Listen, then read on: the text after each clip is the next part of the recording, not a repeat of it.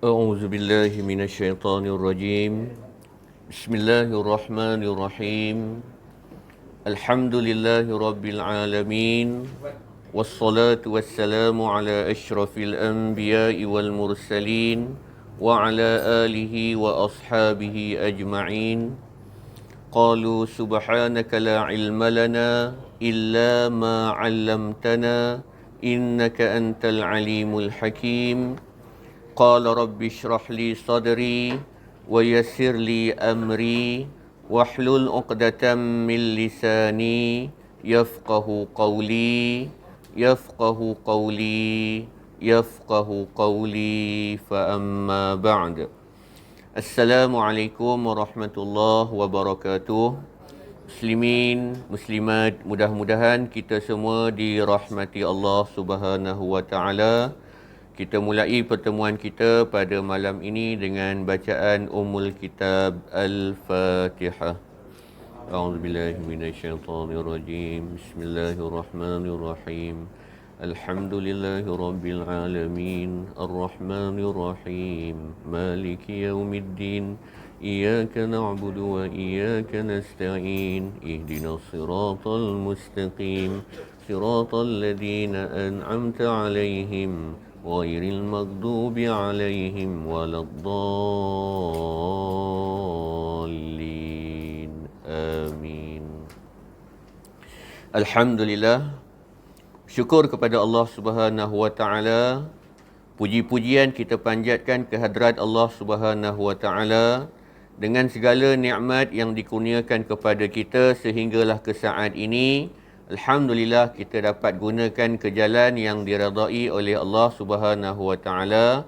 Mudah-mudahan dengan amalan ini dapat membuahkan hasil, yakni kebahagiaan kepada kita sewaktu kita bertemu dengan Allah Subhanahu wa taala di akhirat nanti, insya-Allah. Muslimin muslimat sekalian, insya-Allah malam ini kita sambung perbincangan kitab kita. Kita menggunakan kitab Penawar Bagi Hati.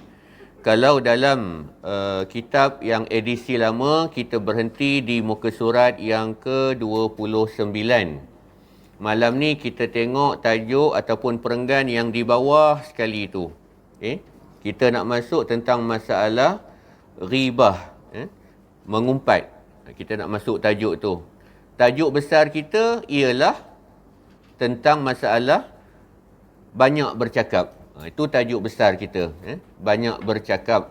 Jadi subtajuk dia ataupun cabang tajuk pada malam ni sambungannya ialah tentang masalah mengumpat sebagai contoh bagi banyak bercakap dekat situ. Sebab banyak bercakap ini dia ada banyak kategori. Lain orang, lain yang dicakapkannya. Antara salah satu perkara yang suka dicakapkan oleh manusia itu, kategori dia ialah kategori mengumpat tu tadi. Baik, kita tengok muka surat tu di perenggan yang bawah sekali tu. Kalau yang buku edisi Rumi tu, cubalah tilik-tilik ada di muka surat yang keberapa. Baik. Bismillahirrahmanirrahim. Wa qala al-musannifu rahimahullahu wa nafa'na bi'ulumihi fid daraini amin. Adapun mengumpat, maka iaitu menyebut engkau akan saudara engkau dengan perkataan yang benci ia akan dia jika mendengar ia akan dia, sekalipun engkau benar, sama ada engkau sebut akan kekurangan pada dirinya atau pada akalnya atau pada perbuatannya atau pada perkataannya atau pada kainnya atau pada lainnya. Telah berfirman Allah Ta'ala, وَلَا يَغْتَبْ بَعْضُكُمْ بَعْضًا أَيُحِبُّ أَحَدُكُمْ أَنْ يَأْكُلَ لَحْمَ أَخِيهِ مَيْتًا فَكَرِهْتُمُوهُ. Artinya, dan jangan mengumpat oleh setengah kamu akan setengah-setengah. Adakah kasih seorang kamu memakan daging saudaranya yang mati, maka benci kamu akan dia. Dan sabda Nabi SAW, Iyakum wal ghibata, fa innal ghibata asyaddu minaz zina. Qila lahu, kaifa? Qala, innar rajula qad yazni wa yatub, fayatubu Allahu alaih. Wa inna sahibal ghibati la yughfaru lahu hatta yaghfira lahu sahibuhu. Artinya, jauhkan oleh kamu akan diri kamu dan takut oleh kamu akan mengumpat, kerana bahawasanya mengumpat itu lebih bersangatan daripada zina. Dikatakan bagi Rasulullah, betapa? Artinya, kerana apa mengumpat itu lebih bersangatan daripada zina? Bersabda ia, bahawasanya seorang laki-laki itu terkadang berzina ia dan taubat ia, maka menerima Allah Ta'ala akan taubatnya. Dan bahawasanya orang yang mengumpat itu tiada diampuni baginya hingga mengampuni baginya oleh orang yang diumpatnya. Baik, berhenti kat situ dulu. Tuan-tuan muslimin muslimat yang dirahmati Allah Subhanahu Wa Taala, pengarang kitab ni dia bawa contoh kepada kita malam ini. Contoh yang berkaitan dengan masalah banyak bercakap. Banyak bercakap. Jadi contoh yang dibawakan kepada kita pada malam ini adalah tentang masalah mengumpat. Oleh itu pengarang kitab ni bagi tahu dulu pada kita, nak bagi faham kepada kita yang dikatakan mengumpat tu apa bendanya. Apa dia mengumpat tu? Bagi kita betul-betul faham dulu. Jadi pengarang kitab ni secara umumnya mengatakan mengumpat ni nak mudah faham bila mana seseorang itu ataupun bila mana engkau menyebut tentang kekurangan seseorang. Tak kira kekurangan itu sama ada berlaku pada diri orang tu ataupun pada cakap orang tu, ataupun mungkin kekurangan tu pada pakaian orang tu, ataupun mungkin kekurangan tu pada keturunan dia. Contoh dia, makna dia apa-apa kekurangan yang ada pada orang, ketika mana kita sebut tentang kekurangan tu di belakang dia, dan kalau kita cakap di depan dia, dia tak suka dengar benda tu. Perkataan tu dia benci. Dia tak suka dengar perkataan tu. Itulah yang disebut sebagai mengumpat kat situ. Itu nak mudah faham. Jadi pengarang kitab kita ni bagi kita faham dulu. Yang dikatakan mengumpat, itulah namanya mengumpat. Makna dia ketika mana kita menyebut tentang kekurangan seseorang, tak kira seseorang tu siapa, kalau dia itu jenis jalan dia jalannya sengit, kita sebut tentang jalan dia tu, dan kalaulah satu ketika kita sebut tentang tu depan dia, dia tak suka dengar benda tu, maka itu disebut sebagai mengumpat. Ataupun mungkin dia ini bila bercakap, maaf saya sebut, dia cakap tu sengau, contoh dia. Dia cakap tu sengau. Bukan dia minta, tapi memang dia dapat, dia cakap tu dia sengau. Contoh dia. Dan kita menceritakan tentang kekurangan dia tu, sedangkan benda tu dia tak suka. Itu disebut sebagai mengumpat. Ataupun mungkin kita cerita tentang keturunan dia. Mungkin kita sentuh tentang anak dia, yang mana kalau dia dengar, dia tak suka benda tu. Maka semua contoh-contoh tadi termasuk dalam takrif mengumpat. Pegang yang itu dulu. Bagi faham. Sebab kadang-kadang macam yang kita sebut dalam pertemuan yang telah lalu, kita tak sebut ataupun kita tak pegang tentang takrif tu, kita terus pergi tajuk kecuali terus. Kita tak nak lompat ke tajuk kecuali, melainkan kita faham betul-betul erti mengumpat supaya selepas ini kita boleh jaga lidah kita daripada sifat mengumpat tu. Kita tak boleh jaga sebab pertama jahilnya kita tentang maksud mengumpat tu. Kita tak tahu apa yang dikatakan mengumpat tu. Sedangkan mengumpat tu luas sebenarnya. Kalau dalam Al-Quran, Allah Subhanahu Wa Taala sebut jelas ayat tentang masalah ghibah ni, ayat tentang masalah mengumpat. Yang mana Allah Subhanahu Wa Taala buat perumpamaan. Kalau dalam Al-Quran itu, ada ayat-ayat Al-Quran yang datang dalam bentuk perumpamaan, perbandingan. Nak bagi kita cepat faham. Sebab kadang-kadang ada orang yang bila dibagi perbandingan, dia cepat faham. Kalau tak buat ayat macam tu, cakap macam mana pun dia tak faham. Jadi dalam Al-Quran, ada uslub yang macam tu. Ada susunan ayat macam tu. Ketika mana Allah Ta'ala cerita tentang masalah ribah, mengumpat tadi, Allah Ta'ala katakan kepada manusia, kamu suka tak makan daging saudara kamu yang telah mati? Jadi ulama-ulama tafsir cuba cari apa hikmah di sebalik penyerupaan tu, di sebalik tashbih tu. Kenapa Allah Ta'ala serupakan orang yang mengumpat seolah-olah dia makan daging saudara dia yang telah mati? Jadi ulama-ulama tafsir, kalau kita rujuk kitab-kitab tafsir, antara pandangan mereka, mereka sebut apa? Mereka nak sebut Allah nak cerita pada manusia tentang kejinya perbuatan mengumpat tu. Sampai Allah Ta'ala umpamakan kita makan daging saudara kita. Saudara kita tu orang ke binatang? Orang. Kalau kita sekadar makan daging binatang tak ada apa. Tak ada apa yang peliknya makan, tuan-tuan makan daging lembu. Ada siapa yang pelik? Tak ada siapa yang pelik pun. Tapi nak cerita tentang masalah mengumpat tu, kejinya mengumpat tu, Allah Subhanahu Wa Taala umpamakan kita makan daging saudara kita. Nak kata kejam ke tak kejam orang tu? Dulu kita cerita zaman-zaman dulu ada golongan manusia yang suka makan daging orang. Macam tu dia. Tapi Allah Ta'ala, kita bila dengar cerita tu, kita kata, mak, zalimnya. Sedangkan Allah Ta'ala dah cerita benda tu lama dah. Tentang masalah orang yang mengumpat.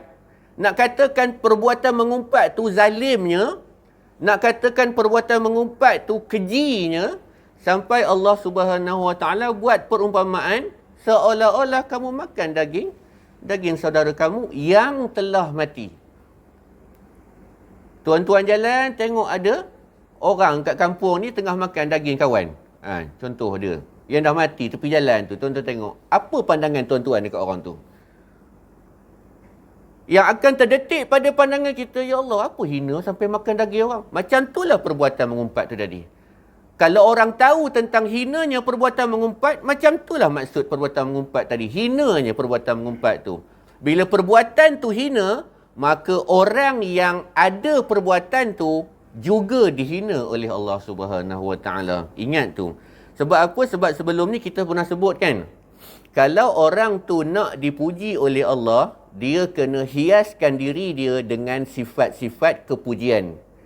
Tetapi ketika mana dia tak hiaskan diri dia dengan sifat kepujian, ataupun kita kenal dengan nama mahmudah, dia letak dalam diri dia dengan sifat mazmumah, yang terpuji, yang dihina, maka dia akan dihina oleh manusia. Sama juga tentang masalah mengumpat tadi. Kalau kita tahu kejinya mengumpat tu, orang akan jaga lidah dia daripada mengumpat. Mengumpat ni, kalau menurut Imam Al-Ghazali dan Imam Sa'id Hawa, ketika mana mereka membahaskan tentang masalah jiwa, di bawah tajuk ribah, Imam Al-Ghazali dengan Imam Sa'id Hawa ni sebut, ribah ni dia boleh jadi dalam banyak cara, dalam banyak bentuk. Pertama, yang biasa jadi bentuk lisan, percakapan. Makna dia orang menggunakan lisan dia untuk menyebut kekurangan orang lain. Satu, ni biasa. Kenapa diletakkan lisan ni peringkat yang atas oleh Imam Al-Ghazali? Sebab bila ucapan itu dengan lidah, ucapan lidah ni dia lebih tajam daripada pedang. Dia tu letak dia peringkat atas sekali. Kemudian, ribah tu, mengumpat tu boleh juga jadi dalam bentuk perbuatan. Dalam bentuk perbuatan. Pernah terjadi kepada Ummul Mukminin Sayyidatina Aisyah radhiyallahu anha dalam sebuah hadis yang diriwayatkan oleh Imam Ibnu Mardawih yang disahihkan oleh Imam Ibnu Hibban, ketika mana ada seorang wanita masuk berjumpa dengan Rasulullah. Yang ada pada waktu tu Rasulullah, lepas tu Sayyidatina Aisyah, lepas tu ada seorang lagi, saya lupa. Kemudian datang seorang wanita ni nak jumpa dengan Nabi. Lepas habis urusan dia dengan Nabi, dia balik. Ketika mana dia balik, Sayyidatina Aisyah bercakap dengan perempuan seorang lagi ni, yang saya kata saya lupa nama dia, dengan dia bukan cakap dengan lidah, tapi dia menunjukkan dengan isyarat. Isyarat dia macam mana? Benda tu dibuat depan Nabi tu. Makna dia apa? Dia tunjuk isyarat tangan. Sebab apa? Sebab perempuan yang datang tu, tangan dia pendek sebelah. Okey, tangan dia pendek sebelah. Makna dia seolah-olah Sayyidatina Aisyah tunjuk macam tu. Ke tangan dia tu. Lalu Nabi SAW tegur. Nabi kata apa? Nabi kata, kamu telah mengumpat perempuan tu. Lepas daripada tu, Sayyidatina Aisyah pergi kejar balik perempuan tu. Minta maaf balik pada perempuan tu. Sebab Nabi kata apa? Nabi kata, kamu telah mengumpat perempuan tu. Dia mengumpat dengan lidah ke? Tak. Dengan perbuatan dia. Pernah juga jadi dalam satu cerita yang lain, Sayyidatina Aisyah juga. Ni nak jadikan contoh. Bukan nak menjatuhkan martabat Ummul Mukminin, tak. Na'udzubillah. Bukan. Jadikan contoh. Allah buat tu untuk jadi contoh. Sebab apa? Sebab penyakit ni dia boleh kena pada siapa-siapa. Dia bukan tentu kalau orang tu ustaz dia baik je. Tak ada. Dan dia over daripada orang lain. Contoh, pernah berlaku pada Ummul Mukminin. Satu ketika, datang perempuan yang lain pula. Masalahnya perempuan lain tu jalan dia tempang. Sekali lagi Sayyidatina Aisyah mengajuk cara jalan dia tu. Dan Nabi tegur lagi sekali. Nabi tegur dengan ayat yang sama. Kamu telah mengumpat orang tu. Tapi tu saya kata, makna dia kan kita pernah sebut sebelum ni. Makna dia, betul. Manusia tu dia buat silap. Tetapi, bila manusia tu buat silap, pertama, ada manusia yang buat silap, dia terus minta ampun pada Allah Subhanahu Wa Taala. Itu satu. Kemudian ada manusia yang dia buat silap, dia tahu dia buat silap, tapi dia tangguhkan minta ampun kepada Allah Subhanahu Wa Taala. Itu kategori kita kat hari ni. Kategori sahabat-sahabat Nabi, Ummul Mukminin, mereka tahu mereka silap, waktu tu juga mereka minta ampun pada Allah Subhanahu Wa Taala. Itu yang berlaku kepada Sayyidatina Aisyah dalam bentuk perbuatan. Dia tak guna lidah pun. Kemudian ribah ni ataupun mengumpat ni boleh juga berlaku dalam bentuk tulisan. Menulis. Mungkin tuan-tuan menulis buku ataupun menaip di Facebook. Contoh dia, hati-hati. Hati-hati, takut termasuk dalam takrif mengumpat dekat situ. Kita fahamkan takrif mengumpat tadi. So, esok nak type dalam Facebook tu, tengok. Kalau rasa-rasa type tu termasuk dalam takrif mengumpat, padam balik. Kalau tidak, bila post saja contoh dia, orang follow tu ramai, agak-agaknya macam mana kita nak minta ampun pada Allah Subhanahu Wa Taala? Baca hadis yang dekat bawah yang kita baca tu. Nabi dah pesan awal-awal lah pada kita, hati-hati dengan ribah. Iyyakum wal ghibah. Hati-hati dengan ribah ni. Sebab apa? Sebab ribah ni asyaddu minaz zina. Dosa dia lebih berat daripada dosa zina. Zina ni berat tak dosa dia? Dosa zina berat. Sehingga ada hukum rejam. Sehingga ada hukum sebat bagi zina. Kita kata, kenapa ada hukum macam tu? Sebab beratnya hukum berzina tu. Tetapi Nabi kata apa? Nabi kata ada lagi dosa yang lebih berat daripada tu. Cuma dia tak kena sebat je. Apa dia? Dosa mengumpat tu tadi. Lalu sahabat tanya kepada Nabi, kaifa? Macam mana yang dikatakan mengumpat tu boleh pula dosa dia lebih besar daripada dosa berzina? Lalu Nabi bagi penerangan kepada sahabat-sahabat. Nabi kata, terkadang orang yang berzina itu, dia datang rasa sedar, makna dia sedar dia salah, dia sedar dia berzina tu dosa besar. Dia bertaubat kepada Allah Subhanahu Wa Taala, dia minta ampun pada Allah Subhanahu Wa Taala. Fayatubullah, Allah ampunkan dia. Tetapi ketika mana seseorang itu mengumpat orang lain, menyebut kekurangan orang lain, maka ketika mana dia sedar bahawa dia salah ketika mengumpat, maka dia perlu minta halalkan daripada orang yang pernah dia umpat. Di mana beratnya? Beratnya nak kena cari orang tu. Nak kena cari orang tu. Kalau kita post dekat Facebook, tuan-tuan sebagaimana tuan-tuan post cerita tu dekat Facebook, macam tu juga tuan-tuan kena post balik minta maaf dekat Facebook tu balik. Macam mana cara kita membuka aib pada orang tu, macam tu caranya kita nak minta maaf balik. Tu satu, cari orang tu. Masalahnya, kalau orang tu meninggal, nak cari mana? Nak buat cerita kasih selamat? Pergi kat kubur tu. Macam mana nak buat? Ini yang Nabi kata apa? Ini yang Nabi kata asyaddu minaz zina. Lebih berat. Beban dia tu lebih berat daripada dosa berzina. Jadi hati-hati. Bila Quran sebut, bila Nabi sebut, benda tu benda besar. Bila benda tu benda besar, hati-hati kat situ. Takut-takut disebabkan benda inilah yang menjadi hijab kepada kita untuk masuk syurga Allah Subhanahu Wa Taala. Mungkin kita orang yang banyak berselawat kepada Nabi. Ni malam-malam Jumaat ni, contoh dia esok siang Jumaat, kita banyak selawat pada Nabi SAW. Berputar-putar biji tasbih tu. Tahu berapa kali pusing kita pun tak tahu. Banyak sangat. Alhamdulillah. Alhamdulillah lah. Tetapi masalahnya dalam masa yang sama, kita ada sangkut dengan masalah mengumpat tadi. Maka, belum tentu selamat lagi. Mungkin sebelah kaki ke syurga, sebelah kaki kat belakang lagi tu tak masuk lagi tu, yang sebelah dekat belakang tu yang akan menyebabkan kita dihumban masuk dalam neraka Allah Subhanahu Wa Taala. Jadi berhati-hatilah, berhati-hati. Itu pesan Nabi kepada kita. Okey. Kita sambung. Dan menilik oleh Nabi sallallahu alaihi wasallam ke dalam api neraka pada malam Mi'raj. Maka tiba-tiba di dalamnya beberapa laki-laki yang memakan bangkai. Maka bersabda ia, siapa mereka itu ya Jibril? Berkata Jibril, mereka itu yang mengumpat manusia. Okey, berhenti kat situ hadis dia.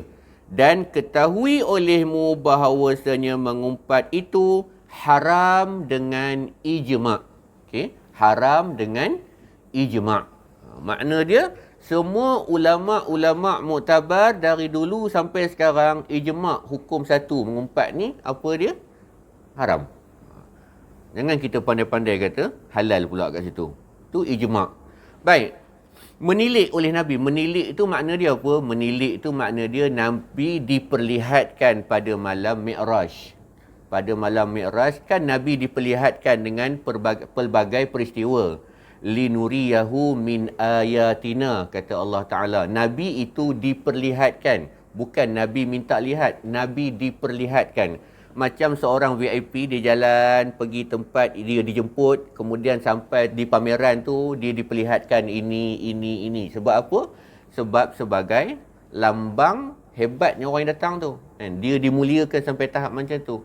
Ada satu kes, Nabi nampak satu golongan ni, dia makan bangkai. Ada dalam satu hadis yang lain, kalau kita buka Sunan Abu Dawud, okay, Imam Abu Dawud bawa satu hadis daripada Nabi SAW tentang masalah ada satu kaum ini, mereka ini ada kuku dari tembaga. Allah jadikan kuku mereka dari tembaga. Apa mereka buat dengan kuku tu? Dia cari muka dia, dia cari dada dia. Dia cari-cari muka dia, dia cari-cari dada dia. Lalu Nabi tanya kepada malaikat Jibril, "Man haula'i ya Jibril?" Siapa mereka ini wahai Jibril? Buat perkara yang ganjil, buat perkara yang pelik. Kuku tu dicakar-cakar ke muka, kemudian dicakar-cakar ke dada mereka. Lalu malaikat Jibril bagi tahu pada Nabi SAW, mereka ialah orang yang waktu atas dunia dulu suka makan daging manusia. Maksud dia apa? Mengumpat. Mereka itu orang yang di atas dunia dulu suka mengumpat dan mereka suka menjatuhkan maruah orang lain. Lalu diperlihatkan dalam peristiwa Mi'raj. Dia macam tayangan PowerPoint tu. Tunjuk. Jadi, Nabi tanya kepada malaikat Jibril, tunjuk satu slide. Tunjuk satu. Itu PowerPoint tu slide. Ini Nabi tengok depan mata. Nabi bukan tengok kisah tu panjang tak. Diperlihatkan dulu. Bahawa umat kamu nanti, wahai Muhammad, ada yang macam ni. Umat kamu nanti Muhammad ada macam ni. Itu sebab Nabi SAW, bila dah Nabi nampak balasan dia macam tu, Nabi pesan kepada sahabat-sahabat. Nabi pesan pada sahabat-sahabat. Sahabat-sahabat pula pesan pada orang lain. Jangan buat macam tu. Sebab apa? Istilah ayat dia macam ni lebih kurang. Kamu jangan buat macam tu. Nabi dah pernah tengok dah balasan dia. Kalau kamu buat juga, kamu akan dapat macam mana yang Nabi nampak nanti. Macam itulah makna dia lebih kurang pesanan yang disampaikan oleh sahabat-sahabat kepada sahabat-sahabat lain sampailah kepada kita pada hari ini. Tuan-tuan, pegang ijma' ulama' mengumpat adalah haram. Tuan-tuan, kita ni untung satu je, tuan-tuan. Untung kita ni satu je, iaitu apa? Iaitu mengumpat ni dia bukan termasuk dalam perkara akidah, itu je. Kalau mengumpat ni masuk dalam perkara akidah, dah banyak kali terbatal akidah kita dah. Mengumpat ni dia termasuk dalam cabang yang ketiga tu, ihsan tu tadi. Yang kita sebut sebagai akhlak tadi tu. Kan dia ada 3 cabang yang Nabi cerita tu kan. Kita ada iman, kita ada Islam, kita ada ihsan tu tadi. Kita ada iman, ada. Kita ada Islam, kita ada. Bila masuk yang ketiga ni, ramai yang kurang kat sini. Sebab apa? Sebab kita rasa kita tak memerlukan sifat tu. Sedangkan sifat itulah yang akan menyempurnakan iman kita tu. Iman kita ni, kalau kita boleh buat satu bulatan, contoh dia, saya cerita macam banyak kali cerita dah. Buat macam bulatan, bahagikan kepada 3. 1 bahagian iman, 1 bahagian Islam, 1 bahagian lagi ihsan tu tadi. Kita jaga iman kita, kita jaga Islam kita. Tapi yang ketiga ni kita tak jaga. Apa jadi pada bulatan tu? Kita nampak tak kecacatan kat situ? Kita akan nampak kecacatan. Cuma kita tak pernah nampak diri kita cacat sebab tak pernah tengok. Kita tak pernah pun ada masa untuk lihat diri kita. Kalau kita kata sajalah nak muhasabah diri, kita tanya satu soalan. Bukan kepada orang di luar surau ni, orang dalam surau ni.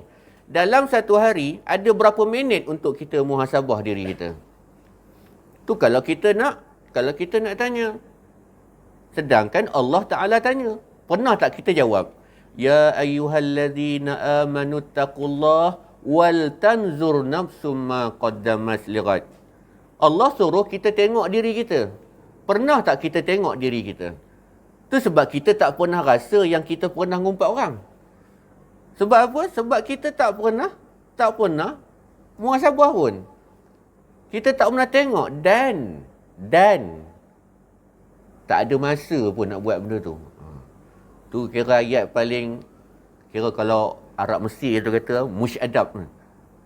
Kau ajar, tak ada adab. Ada apa? Tak ada masa nak tengok benda tu.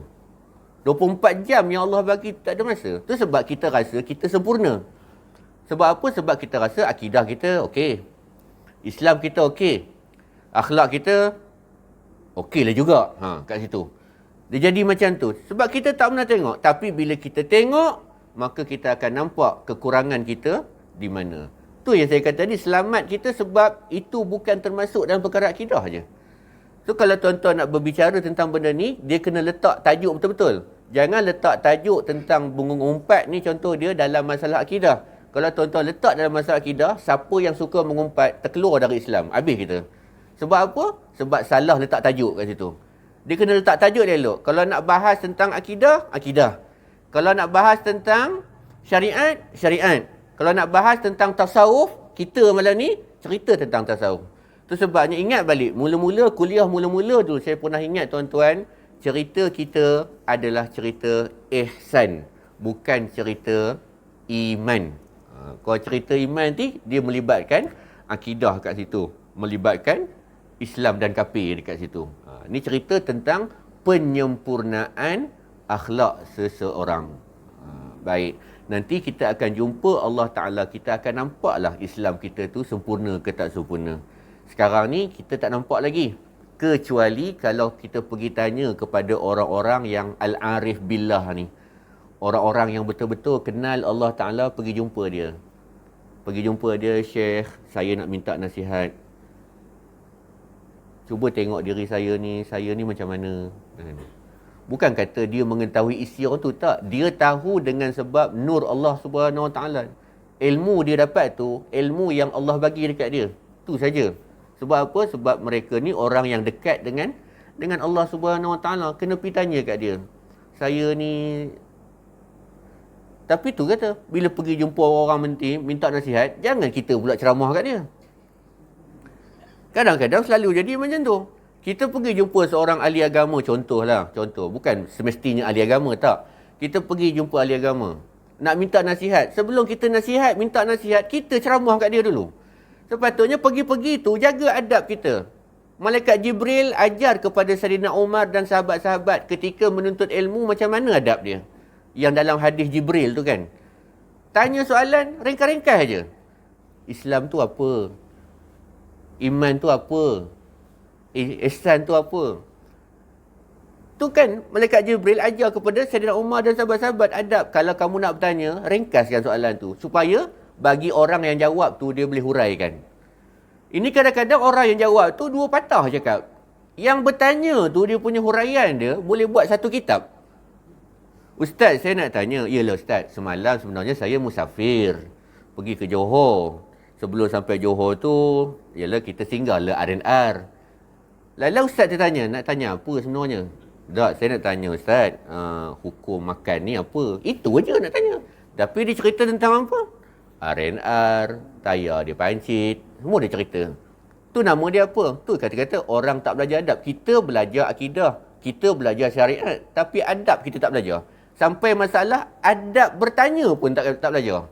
Cara nak bertanya pun kita tak belajar. Tu yang masalah dia. Tu sebabnya kita banyak terlepas pandang dekat situ.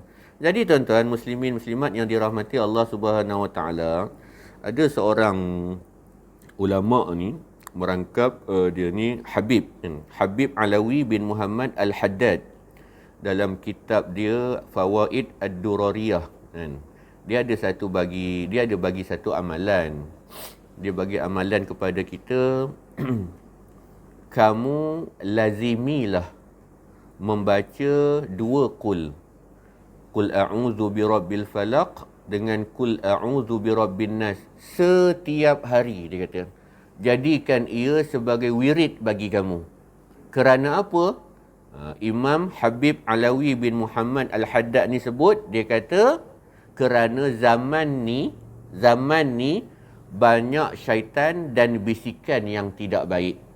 Jadi cara nak benteng diri kita, perbanyakkan baca dua qul tu tadi.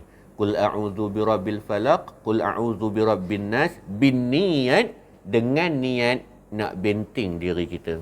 Maksud dia, katakan tuan-tuan dah baca surah tu, Qul a'udzu birabbil falaq sampai habis. Lepas tu Qul a'udzu birabbin nas sampai habis. Habis baca dua surah ni, angkat tangan minta pada Allah, ya Allah ya Tuhanku, aku bertawassul dengan dua surah ini ya Allah, bentinglah diri aku daripada bisikan syaitan ya Allah. Sebab apa? Sebab innamal a'malu binniyat. Perbuatan kita ni semua bergantung pada niat. Ada orang guna ayat Qul a'udzu birabbil falaq tu sebab nak menyembuhkan histeria. Ada orang gunakan Qul a'udzu birabbil falaq tu nak menyembuhkan daripada terkena sengatan binatang. Ikut niat. Jadi sekarang ni kita baca Qul a'udzu birabbil falaq dengan Qul a'udzu birabbin nas tu, niat dia apa? Niat dia untuk benteng diri kita daripada bisikan syaitan tu tadi. Supaya akhlak kita, supaya peribadi kita terjaga di situ. Baik tuan-tuan ya. Okey, baik.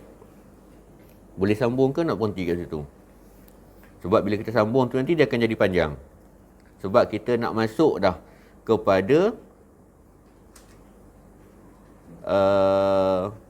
pengecualian mengumpat. Nampak tak bagaimana ulama kita karang kitab? Pertama dia cerita tentang apa? Dia cerita tentang takrif dulu, bagi kita faham. Lepas tu dia bawa dalil daripada Quran, daripada hadis, nak menyokong tentang apa yang dia sebut. Kemudian cerita tentang asal hukum mengumpat tu apa. Pegang yang itu dulu. Last sekali, di ruang yang cukup sempit tu, baru cerita tentang pengecualian mengumpat. Supaya apa? Supaya tajuk tu, pengecualian tu, dia cerita last sekali. Dia bukan cerita mula-mula. Dia terbalik macam yang kita cakap hari ni. Yang kita hurai pula pada hari ni terbalik. Kita cerita tentang apa? Pengecualian dulu. Takrif belakang sekali. Jadi, orang jadikan cerita tentang suami, orang jadikan cerita tentang kawan-kawan, kekurangan kawan-kawan tu sebagai cerita harian. Sebab apa? Sebab kesilapan kita susun tajuk tu. Sepatutnya tajuk tu bagi faham dulu apa maksud mengumpat. Lepas tu pegang dulu apa Quran kata, apa hadis kata. Kemudian pegang dulu hukum. Pegang kejap. Pegang bagi kuat kat situ. Lepas tu last sekali baru cerita tentang pengecualian. Sebab apa? Dia akan timbul juga, Ustaz. Macam mana Ustaz? Kalau jadi kes macam ni, tak mengumpat, macam mana saya nak cerita Ustaz? Di situlah, di ruang yang sempit itulah, baru Islam benarkan. Dan pengecualian itulah yang akan kita bahaskan dalam pertemuan yang akan datang, insya-Allah. Jadi tuan-tuan tanda di situ, tanda pada ayat melainkan pada 6 tempat. Okey, tanda kat situ. Tak tarikh malam ni. Hari ni 3 ke 4? 3 sebab saya tengok kat buku kehadiran tu 4 tadi. Saya tengok ke mata saya salah tadi kan? Tengok balik kat buku tu yang tuan-tuan tulis tu. Tengok 4 tadi. Tengok kalender saya undur sehari ke belakang kan. Wallahu a'lam. A'udzubillahi minasyaitonirrajim. Bismillahirrahmanirrahim. Alhamdulillahirabbil alamin. Wassalatu wassalamu ala asyrafil anbiya'i wal mursalin wa ala alihi wa ashabihi ajma'in. Allahumma ij'al jam'ana hadza jam'an marhuma wa tafarruqana min ba'dihi tafarruqan ma'suma wa la taj'al fina wa la ma'ana syaqiyan wa la matrudan wa la mahruma. Allahumma arinal haqqa haqqan warzuqna ittiba'ah wa arinal batila batilan warzuqna ijtinabah. Rabbana atina fid dunya hasanah wa fil akhirati hasanah wa qina adzabannar. Wa sallallahu ala sayyidina Muhammad wa ala alihi wa sahbihi ajma'in. Walhamdulillahi rabbil alamin. Aqulu qawli hadza wa astaghfirullahal azim li wa lakum. Assalamualaikum warahmatullahi wabarakatuh.